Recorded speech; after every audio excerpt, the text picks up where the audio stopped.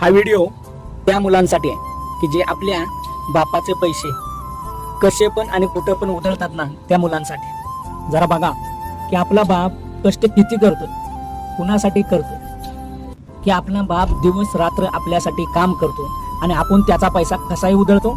थोडी तरी लाज वाटली पाहिजे.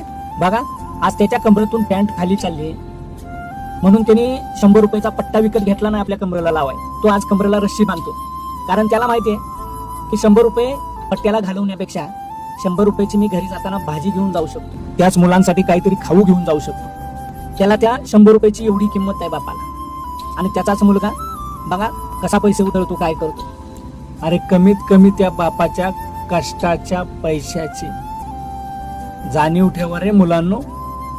आणि त्या बापाच्या कष्टाची जरा तरी लाज वाटू द्या की आपल्यासाठी एवढा तो राबतोय आणि आपण त्याचा पैसा कसा उधळतोय, त्याची लाज वाटू द्या.